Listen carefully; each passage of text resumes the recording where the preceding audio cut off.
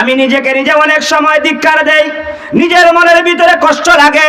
আজকে আল্লাহ তাআলা হাজারো মানুষের সামনে কথা বলার শক্তি দেয়।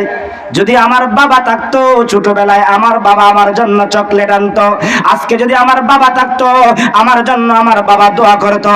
আজকে যদি আমার বাবা থাকতো, তাহলে আমার বাবা আমার পাশে বইসা আমি হুসাইনের এই কোরআনুল কারীমের বয়ান শুনতো। জোরে বলুন ঠিক কিনা? এই জন্য যাদের বাবা আছে, যাদের মা আছে, হাতে ধরে পায়ে ধরে বইলে যাইব, মাকে কোনোদিন কষ্ট দিবা না, বাবাকে কোনোদিন কষ্ট দিবা না। বাবা হারাইলে বাবা পাইবা না, মা হারাইলে মা পাইবা না। অতএব যাদের মা বাবা আছে, মা বাবার খেদমত করা দরকার আছে না নাই? এই জন্য এই কথাটা বললাম যে আল্লাহ তাআলা সর্বপ্রথম দুনিয়াতে পাঠানোর পরে শিশুরূপে আল্লাহ দুনিয়াতে পাঠাইছেন, কিন্তু শিশুরূপে সারা জীবন রাখবেন নাকি রাখবেন? আল্লাহই বলেন যে সুম্মা ইউখরিজুকুম তিফলান সুম্মা লিতাবলুগু আশুদ্দাকুম। আমি আল্লাহ তাআলা শিশুরূপ থেকে যৌবনে পদার্পণ করাইব। কিতে পদার্পণ করাইব? যৌবনে পদার্পণ করাইব। যৌবনে পদার্পণ করাইয়া সারা জীবন আমি আল্লাহ তোমাকে যৌবন দিয়ে রাখবো না। এরপরে আল্লাহ বলেন সুম্মা লিতাবলুগু আশুদ্দাকুম সুম্মা লিতাকুনু শুয়ুখা। আমি আল্লাহ তাআলা যৌবনের পরে বৃদ্ধে রূপান্তরিত করব। আজকে যেই সমস্ত বৃদ্ধ বাবারা আছেন, একদিন আপনার যৌবন ছিল, একদিন আপনি যুবক ছিলেন। আজকে আপনার শরীরের চামড়াটা ঢিল হয়ে গেছে, মাথার চুলটা পেকে গিয়েছে, আপনার মুখের দাড়িটা পেকে গিয়েছে। আপনিও তো একদিন যুবক ছিলেন। ও যুবক ভাই, আজকে যে তুমি যৌবন পাইয়া আল্লাহকে ভুলে গেলা, আল্লাহর বিধানকে ভুলে গেলা, আল্লাহর ঘর মসজিদকে তুমি ছেড়ে দিলা। তুমি তো একদিন শিশু ছিলা। শিশু থাকা অবস্থায় তোমার জবান দিয়া তোমার মা তোমার বাবা সাবাহি মক্তবের মধ্যে কোরআন শিক্ষা দিয়েছে, হাদিস শিক্ষা দিয়েছে, কায়দা শিক্ষা দিয়েছে, সিফারা শিক্ষা দিয়েছে। আপনাকে আমাকে ওই সাবাহি মক্তবের মধ্যে মাসলা মাসাইল শিক্ষা দিয়েছে। আজকে বড় হওয়ার পরে কোরআন থেকে তুমি বিমুখ হয়ে গেলা, নামাজ থেকে বিমুখ হয়ে গেলা। তুমিও তো একদিন ছোট ছিলা, এর পিছনে তুমি চলে যাও। ছোটর আগে তো তোমার কোনো অস্তিত্ব ছিল না। আল্লাহ বলেন অস্তিত্ববিহীন বান্দারাকে আমি আল্লাহ অস্তিত্ব দিলাম, শিশুকাল দিলাম, যৌবন দিলাম, বৃদ্ধে রূপান্তরিত করাইলাম। এরপরে এদের মধ্য থেকে কাউকে এর আগেই দুনিয়া থেকে বিদায় করে দেয়, আবার কাউকে শেষ প্রান্তে পৌঁছাইয়া আমি আল্লাহ দুনিয়া থেকে বিদায় করে দেয়। এমন মানুষ আছে যেই মানুষটা বয়োবৃদ্ধ হওয়ার কারণে সরাসরি হাঁটতে পারে না, লাঠির সাহায্য নেয়, আছে না নাই? লাঠির সাহায্য নিয়ে শেষ প্রান্তে পৌঁছে। এই কথাটাই 2 নম্বরে ব্যাখ্যায় বোঝান। রব এমন একজন সত্তা যিনি কোনো বস্তুকে ধীরে ধীরে ক্রমান্বয়ে আস্তে আস্তে যথাস্থানে মানজিলে মাকসাদের মধ্যে পৌঁছে দিলেন। যেই বৃদ্ধ বাবা আজকে বৃদ্ধ হয়ে গেছেন, আপনি আল্লাহর দরবারে অজুহাত করলে কাজ হবে না। আল্লাহ আমারে তো এত বছর হায়াত দেও নাই। তোমার যৌবন দিয়েছিল কে? জীবন দিয়েছিল কে? বৃদ্ধে রূপান্তরিত করলো কে? আল্লাহ করছেন। এমনও বৃদ্ধ বাবা আছে যে বৃদ্ধ বাবা হায়াতের জিন্দিগিতে একদিনও আল্লাহর কুদরতি পায়ে সেজদা দেয় নাই। এমন মানুষ আছে না নাই? 2 বান 3 বান সিগারেট বিড়ি লাগে, কিন্তু মসজিদের কথা কইলে হয় রে ওয়া মরবার টাইম হয়ে গেছি, আর কিতা করতাম, অন্ত গিরাই গিরাই বেতা। এমন মুরব্বী আছে না নাই? আপনাদের এলাকার মুরব্বী বালা আছে। আমি আমার এই বয়সে দেখেছি এমনও মুরব্বী পাইছি যে এই মুরব্বী উজু কেমনে করতে হয় এটাই জানে না। এমন মানুষ আছে না নাই? এই জন্য আল্লাহ শেষ প্রান্ত পর্যন্ত আপনাকে পৌঁছায় দিলেন, কিন্তু আপনি যদি সেই শেষ প্রান্ত পৌঁছার আগে হায়াতের জিন্দিগির সময়টাকে আল্লাহর জন্য ব্যয় না করেন, আল্লাহর দরবারে জবাব দিতে হবে কি হবে না? আর একটু জোরে বলুন, হবে কি হবে না? যাই হোক, যেই কথাটা বলতেছিলাম, 1 নম্বরে গুণ অর্জন করার কথা আমার আল্লাহ বলেন ইন্নাল্লাযীনা ক্বালু রাব্বুনাল্লাহ। নিশ্চয়ই যারা তারা বলবে আল্লাহ আমাদের রব। এবার আপনারা জবান বন্ধ রাখবেন না, উঁচু আওয়াজে বলুন আমাদের রব কে? আর একটু জোরে আওয়াজ দিয়া বলুন কে? রবের এক নম্বরের ব্যাখ্যা হলো যিনি তোমাকে আমাকে সকাল থেকে সন্ধ্যা পর্যন্ত, জীবনের শুরু লগ্ন থেকে শেষ পর্যন্ত সব কিছুর প্রয়োজন মিটিয়ে দেন, তিনি হলেন এক নম্বরে ব্যাখ্যা রব। দুই নম্বরে হলো রব এমন একজন সত্তা যিনি কোনো বস্তুকে ধীরে ধীরে ক্রমান্বয়ে আস্তে আস্তে যথাস্থানে মঞ্জিলে মাকসাদের মধ্যে পৌঁছে দিলেন, তিনি হলেন রব। এই আয়াত দ্বারা প্রমাণ হয়ে গেল অস্তিত্ব নাই ব্যক্তির অস্তিত্ব দিলেন আমার আল্লাহ। অস্তিত্ব দেওয়ার পরে শিশুকাল দিলেন, যৌবন দিলেন, বৃদ্ধ দিলেন, এত কিছুকে ধীরে ধীরে দিয়ে আমার আল্লাহ বুঝাইলেন আমি আল্লাহ পয়েন্টে পয়েন্টে তোমাকে পার্থক্য কইরা ব্যবধান কইরা যথাস্থানে পৌঁছে দিলাম, যাতে করে প্রত্যেকটা পয়েন্টে পয়েন্টে আমি যে একজন রব আছি, বানানেওয়ালা আছি, সৃষ্টি করনেওয়ালা আছি, ওই রবকে চিনা চিনা আমি আল্লাহ তাআলার গোলামি তোমরা করবা। সুবহানাল্লাহ। এত সুন্দর করে আল্লাহ বানানোর পরেও যদি কোনো মানুষ আল্লাহ থেকে মাহরুম হয়, আল্লাহর বিধান থেকে মাহরুম হয়, ওই যুবক ওই বৃদ্ধ আল্লাহর দরবারে জবাব দিতে হবে কি হবে না? আর একটু জোরে বলেন হবে কি হবে না? এই জন্য আমার আল্লাহ তাআলা এক নম্বরে গুণ অর্জন করার কথা বলেছেন। আমরা সবাই আল্লাহকে রব বলে স্বীকার করতে চাই কি চাই না? আর একটু জোরে বলুন চাই কি চাই না? কতক্ষণ রবরে রব বলে স্বীকার করবো? সকালে করছি, বিকালে কইব না না ক্ষমতা তো অমুকের। না ক্ষমতা কার? ক্ষমতার মালিক কে? হ্যাঁ, আর একটু আস্তে কই না, কারণ জোরে কইলে সামনে তো ধরা খাইবা। আইতেছে না যে ক্ষমতার মালিক অন্য কেউ আমরা মুমিন হিসাবে বিশ্বাস করব না। ক্ষমতার মালিক একমাত্র কুলিল্লাহুম্মা মালিকাল মুলক তুতিল মুলকা মান তাশা ওয়া তানজিউল মুলকা মিম্মান তাশা ওয়া তুইজ্জু মান তাশা ওয়া তুযিল্লু মান তাশা বিয়াদিকাল খায়র ইন্নাকা আলা কুল্লি শাইইন কাদির। সবাই আওয়াজ দিয়া বলুন আল্লাহু আকবার। ক্ষমতার মালিক আমরা বিশ্বাস করব একমাত্র আল্লাহ। এক নম্বরে আল্লাহকে রব বলে স্বীকার করব। দুই নম্বরে সুম্মাস্তাকামু, ওই কথার উপর ইস্তেকামত থাকবো। আল্লাহরে যে আল্লাহ বলে স্বীকার করছি, আল্লাহরে যে রব বলে স্বীকার করছি, মসজিদ পর্যন্ত মাহফিল পর্যন্ত থাকবো তা না। মসজিদ থেকে মাহফিল থেকে বাড়িতে যাওয়ার পরেও আল্লাহকে রব বলে স্বীকার করব, ওই কথার উপরে অটল থাকবো, ইস্তেকামত থাকবো, অবিচল থাকবো। জানের উপরে জীবনের উপরে যতই নির্যাতন আসুক না কেন আল্লাহ থেকে আমাকে পিছপাহ করতে পারবে। আজকে তো 5 টাকার সার বিনিময় ওই সুন্দরপুর বাজারও আর ফোনারগাঁও বাজারও আর মনে করেন যত বাজার আছে প্রত্যেক বাজারও বইয়া সার বিনিময় এটা বিক্রি হয়, আছে না নাই? ইমান বিক্রি হয়, ইমান বিক্রি। ওই যে সংসদ সার দোকান আছে, দোকানে বইসা দেখা যায় একজন আর একজন কয় আরে বেটা তোর ইমান লইয়া তুই থাক, তোর নমাজ লইয়া তুই থাক, এমন কথা কয় কি হয় না? এটা কইলে ইমান থাকবো নি? হ্যাঁ, ইমান চলে যাবে। এই জন্য ওই কথার উপরে ইস্তেকামত থাকতে হবে, অটল থাকতে হবে, অবিচল থাকতে হবে। একটা ঘটনা বলি আপনাদেরকে, একটা ঘটনা বলি। কেমন ইস্তেকামত ছিলেন আল্লাহর এক বান্দি, কেমন অটল ছিলেন আল্লাহর এক বান্দি। আজকে তো আপনি আমি স্বাধীন, আপনি আমি কি স্বাধীন। আমাকে নামাজ পড়লেও কেউ বাধা দিবে না, না পড়লেও কেউ বাধা দিবে না।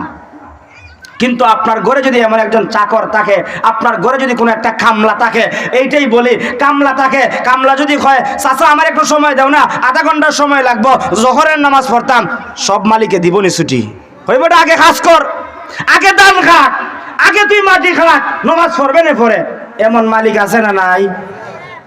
কিন্তু আরেকজনের অধীনে এক আল্লাহর বান্দি, এক আল্লাহর গোলাম, এই আল্লাহর দাসীটা ইসলামকে মহব্বত করে, কোরআনকে মহব্বত করে, দ্বীনকে মহব্বত করে, সে বলেছে আমি আমার আল্লাহকে গ্রহণ করেছি, আমার আল্লাহর উপরে কাউকে প্রাধান্য দিতে পারি। কি দেখুন শেষ করিতাম নাকি? না, আচ্ছা আচ্ছা, তাইলে কইতাম নি তাকবানি তাকবানি আপনারা তাকতা না কারা কারা আবার হাত তোলা দিন না। ওই তো চাচা পরিবর্তন আয়োজন হয়েছে, এই হোক তাকবো কারা কারা হাত তোলা দেয়। দুই হাত তোলা দেয় মুট কইরা, নারায়ে তাকবীর। মেম্বারের আওয়াজ হইছে, হাত তোলা দিয়ে রাখেন, এটা মেম্বারের আওয়াজ হইছে। এখন কি মেম্বারের সিজন না চেয়ারম্যানের সিজন না এমপির সিজন? এমপির সিজন। এটা এমপির পাওয়ার দিয়ে হইতো নাই, আল্লাহর পাওয়ার, কোরআনের পাওয়ার, দ্বীনের পাওয়ার, ইসলামের পাওয়ার দিয়ে বলেন নারায়ে তাকবীর। কোরআন সুন্নাহর আলো, কোরআন সুন্নাহ যেখানে, নারায়ে তাকবীর। কষ্ট হইছে না? এবার কোন কষ্ট হার হইছে? হাত তোলা দিন। মাশাআল্লাহ, খের কষ্ট হইছে না? আল্লাহ আমাদের সব ভাইকে দ্বীনের জন্য, ইসলামের জন্য, কোরআনের জন্য কবুল করুক। সবাই জবান খুলে আওয়াজ দিয়া বলুন আল্লাহুম্মা আমিন। যেই কথাটা বলতেছিলাম, আমরা স্বাধীন তারপরে নামাজ পড়ি না, আমরা স্বাধীন তারপরে কোরআন তেলাওয়াত করি না, আমরা স্বাধীন তারপরে চায়ের দোকানে গিয়া ইমান বিক্রি করি। কিন্তু আল্লাহর বান্দি তাফসিরে মাআলিমুত তানজিলের মধ্যে লেখেন, ওই বান্দির নাম হলো মাশাতা অথবা মুশাইকা। ফেরাউনের জামানায় যেই ফেরাউন আনা রাব্বুকুমুল আ'লা সবচাইতে বড় খোদা দাবি করত, ওই দাসী, ওই বাদশার ঘরে তাইকা দাসী মহিলা মুসা নবীর উপরে ইমান আনয়ন করে, ওই কথার উপরে ইস্তেকামত তাইকা জীবন দিল, সন্তানকে বিলীন করলো। তারপরেও মাশাতা মহিলা জীবন দিয়েছে, ইমান দেয় নাই। জুড়ে বলুন ঠিক কিনা? কিভাবে ইমান দেয় নাই এই কথাটাই আমি বুঝাইতে চাই। মাশাতা মহিলা ফেরাউনের ঘরের ভিতরে থাকে, ঘরের ভিতরে কাম কাজ কইরা জীবন চালায়। যারা আজকে কাম কাজ করে, ধান খাটে, মাটি খাটে, তারা বিনিময় কি চায়? একটু হালকা টেকা পাইমু, আমার সংসার চালাইমু, আমার জীবনটাকে পরিচালনা করমু। দাসী মহিলা ফেরাউনের ঘরে কাম কাজ করে, বিনিময় সন্তানগুলোকে নিয়ে লালন পালন করবে, জীবন চালাইবে। কিন্তু মুসা নবীর আদর্শ দেইখা, মুসা নবীর আখলাক দেইখা মুসা নবীর উপরে ইমান আনয়ন করে, লা ইলাহা ইল্লাল্লাহ মুসা কালিমুল্লাহ, তিনি কালেমা গ্রহণ করে মুসলমান হয়ে গেছেন। কিন্তু মুসলমান হওয়াটা তিনি প্রকাশ করেন নাই। প্রকাশ না কইরা দিন যায় রাত্র পোহায়, দিন যায় রাত্র পোহায়, সপ্তাহ যায়, মাস যায়, বৎসরের পর বৎসর যায়, কোনো প্রকাশ করেন নাই। হঠাৎ করে তার মেয়ে কাজকর্ম করার জন্য তার মেয়ের চুলগুলো পরিপাটি করে দেয়। দেখবেন বিকালবেলা মহিলারা সারাদিন কাজকর্ম করে, বিকালবেলা হঠাৎ করে যখন সময় পায়, লাগা ঘরের চাষিরে কয়, চাষি মাথাটা বেশি চাবাইতাছে, বেশি চুলকাইতাছে, দেও না একটা চিরুনি লইয়া মাথাটা আশ্রয় দেও, আমার মাথার মধ্যে তেল দিছি। এরকম ভাবে মহিলা একজন আরেকজনকে বলে কি বলে না? আরেকটু জোরে বলুন, বলে কি বলে না? মা সেটাকে ফেরাউনের মেয়ে বলতেছে, আমার চুলটা পরিপাটি করে দাও, আশ্রয় দেও। মহিলা দাসী হাতের মধ্যে চিরুনি নিছে, চিরুনি নিয়া ওই ফেরাউনের মেয়ের চুলটা পরিপাটি করে দেয়, আশ্রয় দেয়। হঠাৎ করে চিরুনিটা পড়ে গেছে, খা হই, আমরা কি তা হই? খা হই, চিরুনিও হই। এখন শিক্ষিত মানুষ, আমরা চিরুনিও হই, খা হইও হই। কিন্তু চিরুনিটা হাত থেকে পড়ে যাওয়ার পরে দাসী মহিলার জবান থেকে তাইসা মান কাফারা বিল্লাহ, অথবা তাফসীরের কিতাবের মধ্যে লেখা হয় ইন্না লিল্লাহ শব্দটা উচ্চারিত করেছে। বলুন, ইন্না লিল্লাহ শব্দের ভিতরে আল্লাহর নাম আছে না নাই? আরেকটু জোরে বলুন, আছে না নাই? ফেরাউনের মেয়ে বলে, আল্লাহ বলতে আবার কে? আমার বাবাই তো সবচাইতে বড় খোদা, আমার বাবাই তো সবচাইতে বড় রব। বলে না না, তোমার বাবা তো বড় রব না, রব তো হলেন এমন একজন রব যিনি তোমাকে সৃষ্টি করেছেন, তোমার বাবাকে সৃষ্টি করেছেন, আমি দাসী মহিলাকে সৃষ্টি করেছেন, আসমান বানাইছেন, জমিন বানাইছেন, পাহাড় বানাইছেন, পর্বত বানাইছেন, এমনকি তোমার বাবাকে ক্ষমতা দিছেন, তোমার বাবাকে ধন সম্পদ দিছেন, তোমার বাবাকে বাদশা বানাইছেন। যিনি সব কিছু দিয়েছেন তিনি হলেন আমার রব, একমাত্র আল্লাহ। এই কথাটা বলার পরে মা সেতার এই শব্দ শুই না ফেরাউনের মেয়ে কান্না করতে করতে বাবার কাছে গেছে। বাবা, এতদিন আপনি বললেন আপনি রব, আপনি ক্ষমতাওয়ালা, আপনার অধীনে সব কিছু চলে, আপনার গরো তাইকা, আপনার গরো খাইয়া, আপনার গরো ঘুমাইয়া, দেখা যায় আপনারে মানে না। সে জানি কয় তার আরেকটা রব আছে। তার কি আছে? আরেকটা রব আছে। ফেরাউন এই কথাটা শুন না মাথাটা ঠান্ডা না গরম? আরেকটু জোরে হন। জল্লাদদেরকে পাঠাইলো, যাও তাকে বলো আমার কাছে আসার জন্য। দাসী মহিলা ফেরাউনের কাছে গেছে। ফেরাউন জিজ্ঞাসা করতেছে, ও মা শ্বেতা, তুমি কি আমাকে রব বলে স্বীকার করো না? আমাকে খোদা বলে স্বীকার করো না? আমার ক্ষমতা আছে সেটা বিশ্বাস করো না? দাসী মহিলা বলেন, না, তোমাকে মানি না, তোমাকে মানি না, তোমার কথা মানতে পারি না। আমি আমার রবের কথা মানবো, আমি আমার আল্লাহর কথা মানবো, আমি আমার আল্লাহকে বিশ্বাস করে নিয়েছি, আমার আল্লাহর জন্য আমি জীবন দিতে প্রস্তুত আছি, তোমাকে মানতে রাজি না। এমন কথা যদি কোনো নেতার সামনে বলা হয়, জনগণের কয়টা বাজবো? 12টা বাজবো। কয়টা বাজবো? 12টা বাজবো। হ্যাঁ, চেয়ারম্যানের সামনে যদি কোনো দুর্বল মানুষ গিয়া হয়, ও চেয়ারম্যান সাহেব আমার একটা টিউবওয়েল দেও, চেয়ারম্যান যদি হয়, দূর বেড়ে যা, এখন পারতাম নাই। আর এই সময় যদি জনগণে হয়, তোমারে বুট দিয়ে কিতার লেগে বাস করছিলাম, তখন সময় চেয়ারম্যানের মাথা ঠান্ডা থাকবে না গরম হইব? হ্যাঁ, আমি একজন চেয়ারম্যান, ইউনিয়নের পাওয়ারফুল নেতা, আমারে এমন কথা কলিমুদ্দিনে কইছে, না, তারে ছেড়ে দেওয়া যাবে। ফেরাউনের সামনে যখন দাসী মহিলায় তার গরো খাইয়া ঘুমাইয়া যখন তার বিরুদ্ধে কথা বলছে, ফেরাউনের মাথাটা ঠান্ডা হইছে না গরম হইছে? এবার ফেরাউনের মাথাটা গরম হয়ে যাওয়ার পরে জল্লাদদেরকে ডাক দিয়া বলতেছে, জল্লাদেরা তোমরা এখানের মধ্যে সবাই চলে আসো। এ জল্লাদেরা, তেলের ব্যবস্থা করো, কড়াইয়ের ব্যবস্থা করো, আগুনের ব্যবস্থা করো। এই মুহূর্তে তাকে শাস্তি দিতে হবে। আর একটু অপেক্ষা করো, শাস্তি দেওয়ার আগে তাকে শেষবারের মতন জিজ্ঞাসা করে ফেলি, ও মা শ্বেতা, তুমি কি আমাকে খোদা বলে স্বীকার করবা? মা শ্বেতা কয়, না না, তোমাকে খোদা বলে স্বীকার করব না। এই জল্লাদেরা যেহেতু সে আমাকে খোদা বলে স্বীকার করবে না, অতএব তোমরা সর্বপ্রথম তার যে 2টা সন্তান আছে, বড় সন্তানটাকে আগুনের মধ্যে অর্থাৎ তেলের কড়াইয়ের মধ্যে নিক্ষেপ করে দাও। হতে পারে সন্তানের মায়ায় সে আমাকে খোদা বলে স্বীকার করতে পারে। কিন্তু একটা জিনিস জেনে রাখবারে মুসলমান, ইসলামওয়ালা, কোরআনওয়ালা, আল্লাহওয়ালা, আল্লাহ প্রেমিক, নবী প্রেমিকরা জীবন দিতে পারে, সন্তান দিতে পারে, দেশ ছাড়তে পারে, কিন্তু ঈমান ছাড়তে পারে না, ঠিক কিনা? তার জ্বলন্ত প্রমাণ হলো বাইতুল মুকাদ্দাসের ফিলিস্তিনের মুসলমানেরা জীবন দেয়, সন্তানকে এতিম করে, মাসুম বাচ্চাদের জীবন দিয়ে দেয়, ভাইয়ের সামনে বোন জীবন দিয়ে দেয়, স্বামীর সামনে স্ত্রী জীবন দিয়ে দেয়, তারপরেও বাইতুল মুকাদ্দাসকে তারা ছাড়তে চায় না। জোরে বলেন ঠিক কিনা? মা সেটা বলতেছে, জীবন দিতে পারি, সন্তান দিতে পারি, কিন্তু ঈমান ছাড়তে পারি না, আমার বানানোওয়ালাকে আমি বলতে পারি না। এবার সংক্ষিপ্ত কথা, বড় সন্তানটাকে তেলের কড়াইয়ের মধ্যে ছেড়ে দিল, দুনিয়া থেকে বিদায় হয়ে গেল। এবার তারা মনে মনে ভাবতে লাগলো, মনে হয় সন্তানের মায়ায় সে আমাদের দলভুক্ত হতে পারে। মা সেটা ডাক দিয়া জানাই দিল, জীবন যায় যাইতে পারে, সন্তান দিতে পারি, তারপরেও আমি কালেমা ছাড়বো না, আল্লাহকে বলবো না, আল্লাহর মহব্বত অন্তর থেকে বের করবো না। এবার দ্বিতীয় পর্যায়ে কুলের সন্তান অর্থাৎ 4 মাসের সন্তানটাকে আগুনের মধ্যে নিক্ষেপ করবে, তেলের কড়াইয়ের মধ্যে নিক্ষেপ করবে।